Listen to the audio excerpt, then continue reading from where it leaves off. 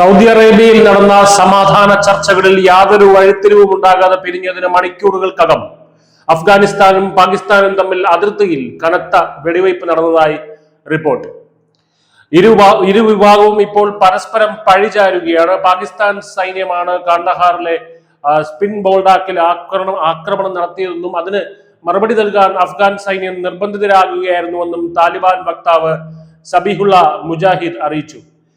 മറുവശത്ത് അഫ്ഗാൻ സേന ചമൻ അതിർത്തിയിൽ പ്രകോപനമില്ലാത്ത വെടിവയ്പ് നടത്തിയെന്നാണ് ഇസ്ലാമാബാദ് അവകാശപ്പെടുന്നത്.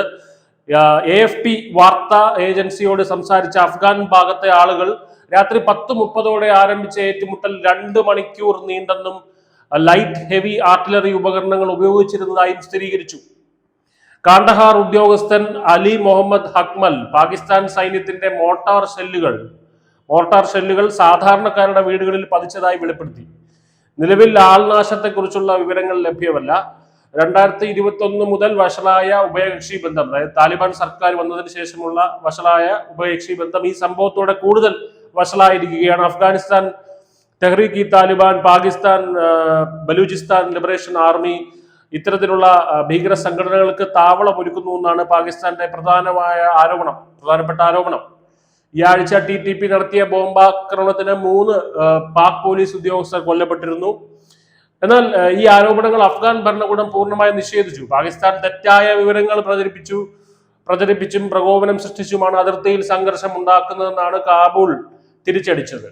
അഫ്ഗാനിസ്ഥാൻ ഉന്നയിക്കുന്ന മറ്റൊരു പ്രധാന ആരോപണം പാകിസ്ഥാൻ ആവർത്തിച്ച് നടത്തുന്ന വ്യോമാക്രമണങ്ങളെ കുറിച്ചാണ്.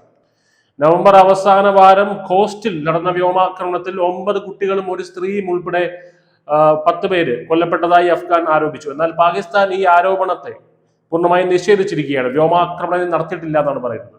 കഴിഞ്ഞ ഒക്ടോബറിൽ നടന്ന കനത്ത ഏറ്റുമുട്ടലിൽ 70ഓളം പേർ കൊല്ലപ്പെടുകയും 100 കണക്കിന് പേർക്ക് പരിക്കേൽക്കുകയും ചെയ്തിരുന്നു. തുടർന്ന് ഒക്ടോബർ 19 ദോഹയിൽ വെടിനിർത്തൽ പ്രഖ്യാപിച്ചെങ്കിലും ഖത്തർ, തുർക്കി, സൗദി അറേബ്യ എന്നിവിടങ്ങളിൽ നടന്ന അനുബന്ധ ചർച്ചകളൊന്നും തന്നെ ശാശ്വതമായ സമാധാനം കൊണ്ടുവരുന്നതിൽ വിജയിച്ചില്ല. വെള്ളിയാഴ്ച രാത്രി നടന്ന വെടിവെപ്പോടെ വെടിനിർത്തൽ കരാർ ദുർബലമായെന്നും ഇരു രാജ്യങ്ങളും തമ്മിലുള്ള വിശ്വാസം പൂർണ്ണമായി തകർന്നെന്നും അതിർത്തിയിൽ സംഘർഷാവസ്ഥ വീണ്ടും വർദ്ധിക്കുകയാണെന്നും ഇപ്പോൾ വ്യക്തമാക്കുകയാണ്. News desk.